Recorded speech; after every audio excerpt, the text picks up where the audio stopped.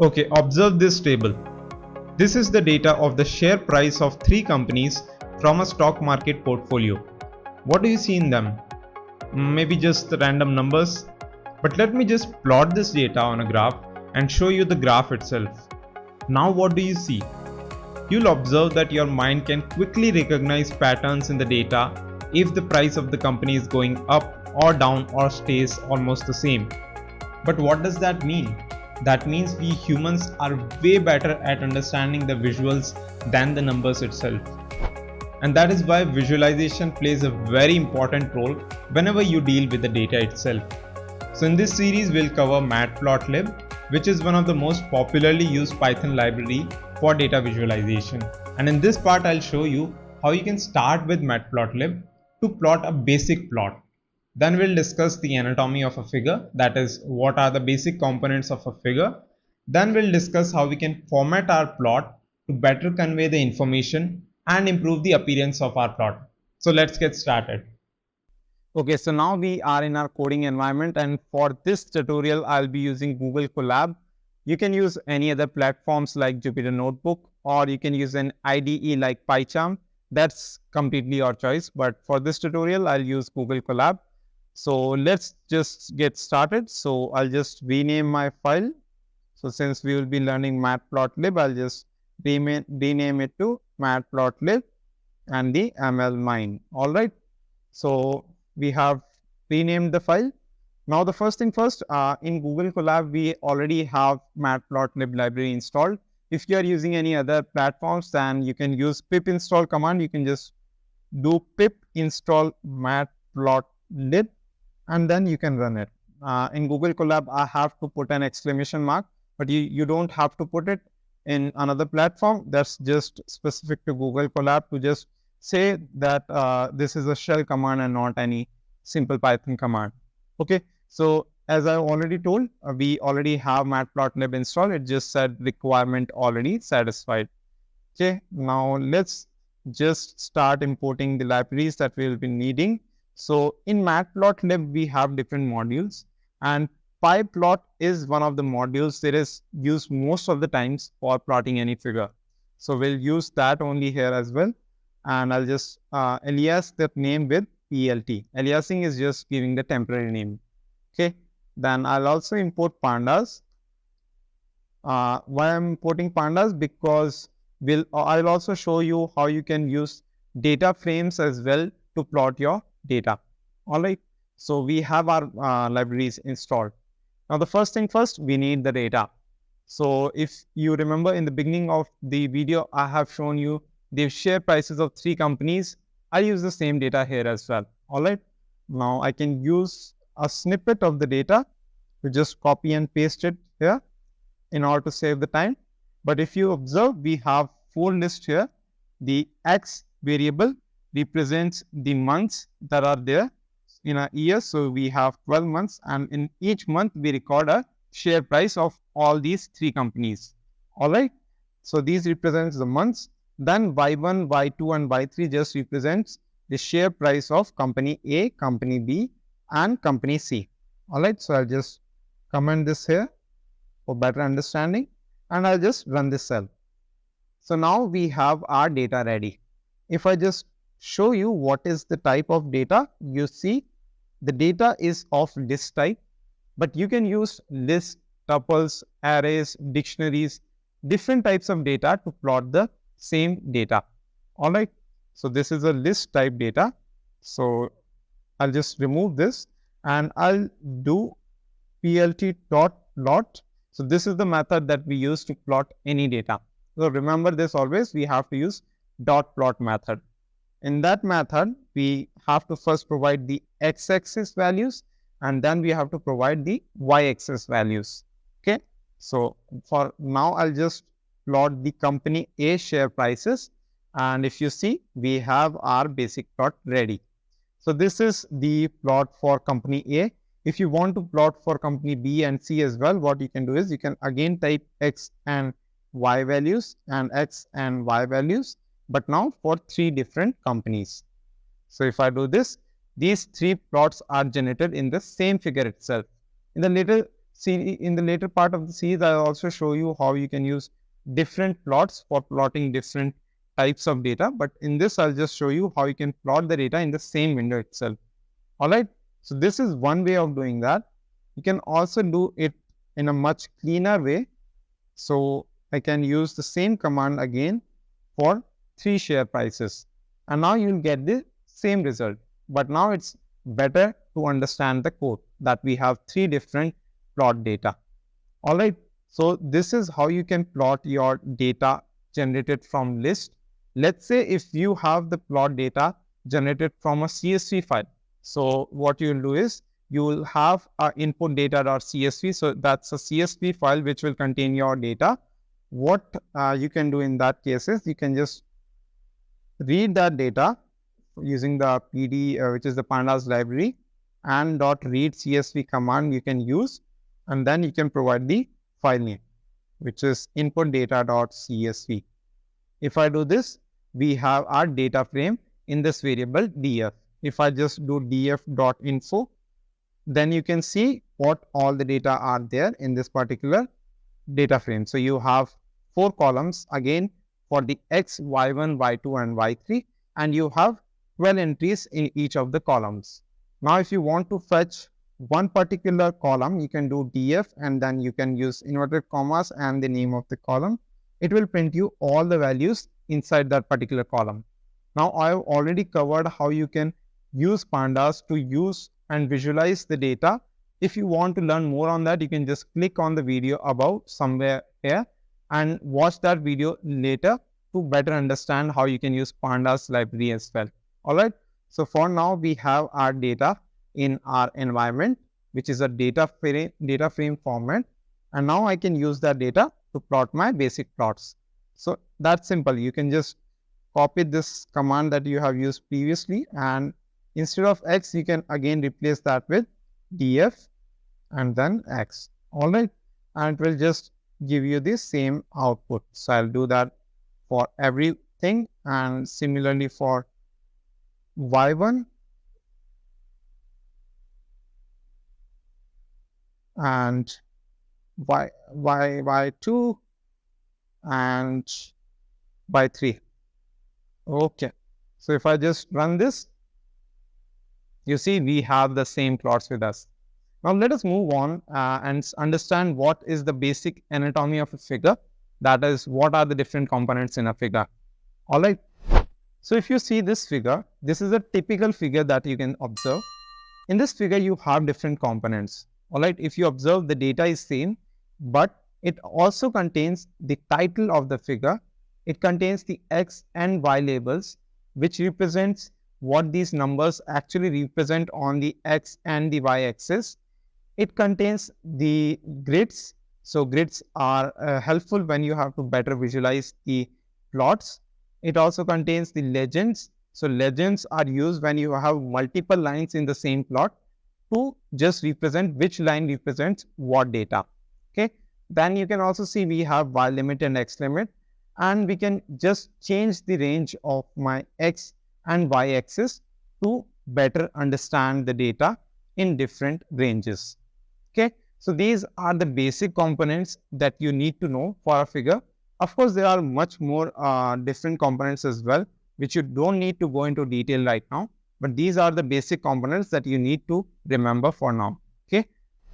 Now let's try to get those components in our figure in the basic plot that we generated. All right. So we have this basic plot. Now what I'll do is I'll just make a detailed plot with all the components that I've shown. So I'll start with the title of my plot. So I'll use .title command, and then I can give it a title name of share market 2022-23. So this is for the financial year 22 and 23. And then I can I have to give this commands, and then I can use plot.show. So plot.show is generally used when your plot is not being shown. You have to use this command explicitly so that your plot can be shown. Okay. So if you see, now we have our plot title. All right. Now let's just move on and start adding those components quickly. Okay. So we have plot.x label, if you remember, and it should be like this. Or let me just do control space. Okay, there's no underscore there. Okay, so we have plot.x label. What should be the x label? It should be the months. All right. So I'll add the x label and y label together, and the y label should be the share price, and I can also write in rupees. Okay, and I can just run this cell, and you'll observe we have our y labels and x labels as well. Then let's just add the legends. So for legends, you have two different methods to add the legends. So one method is you can do plot.legend. Remember, always remember, whenever you will add the legend, you have to write that command after you have plotted your data, because the legend will take the information from that data itself.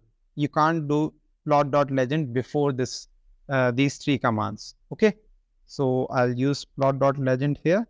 Now one method is I can just say, okay, so the first plot was for company A, the second plot was for company B, and I can write these three names in a single array, and I can provide that array to my plot.legend command.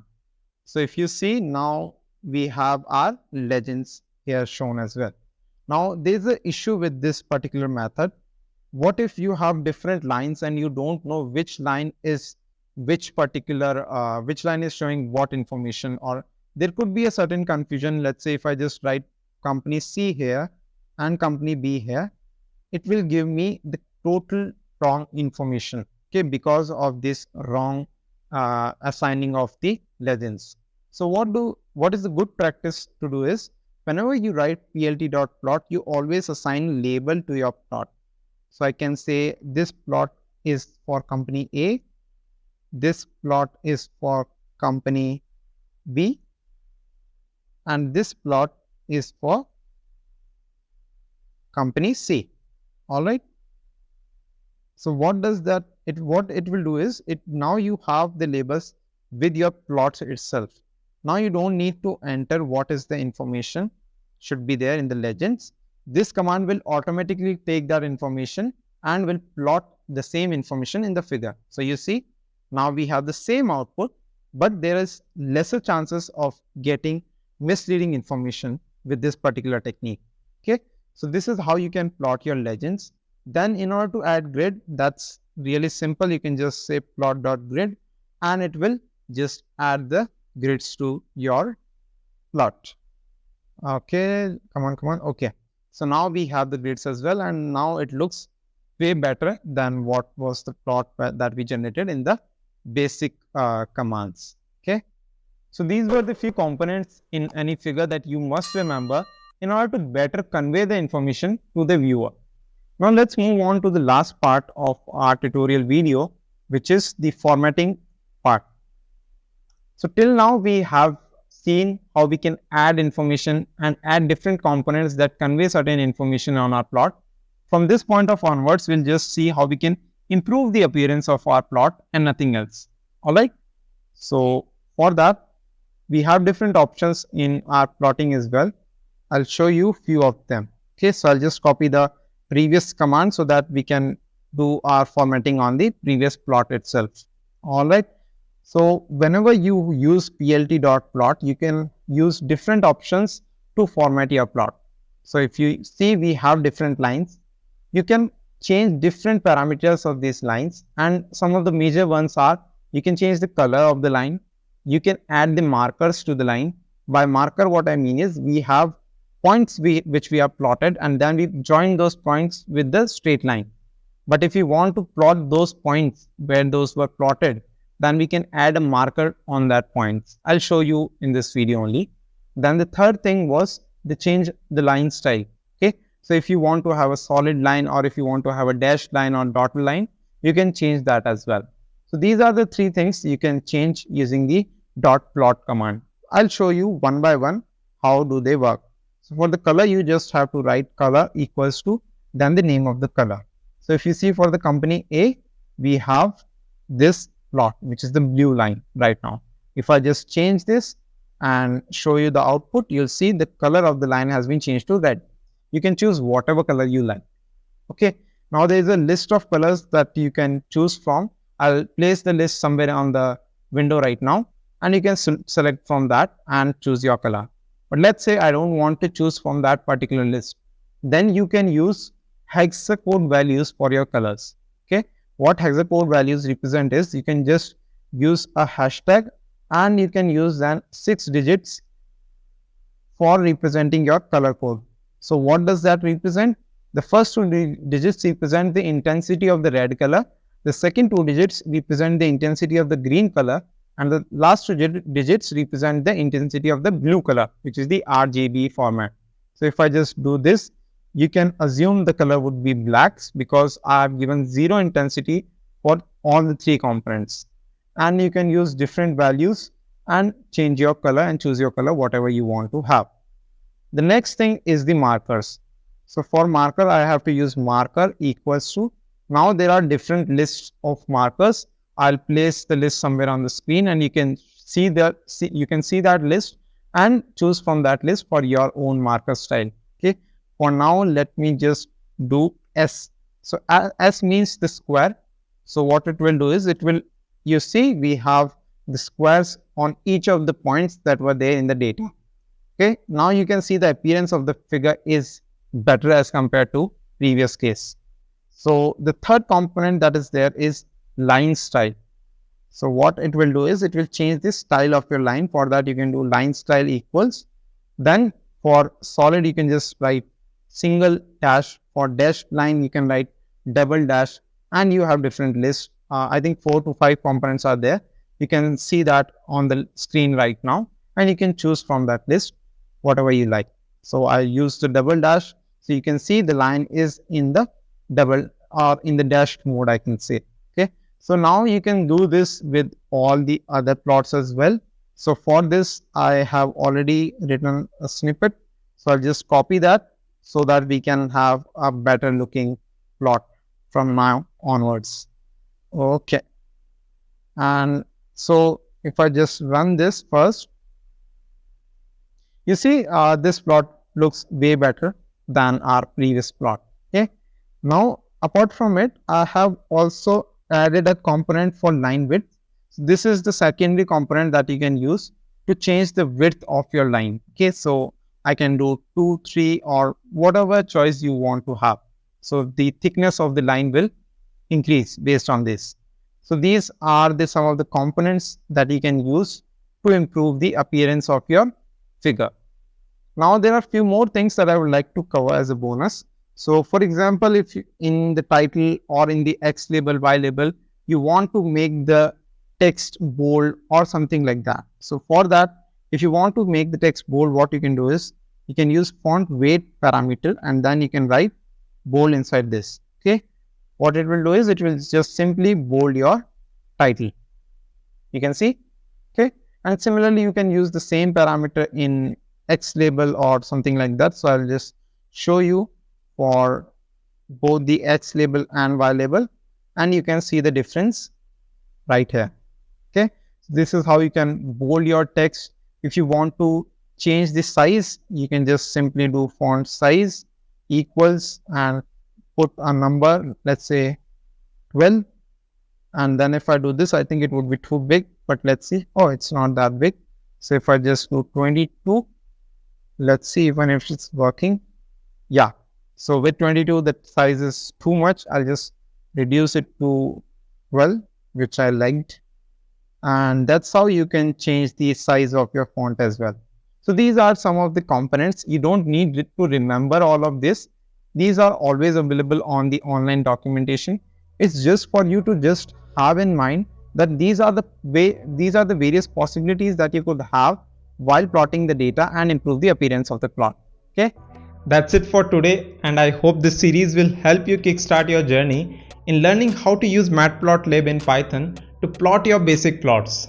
If you found this video helpful, please consider giving it a thumbs up and do subscribe this channel so that you never stop learning. Thank you for watching.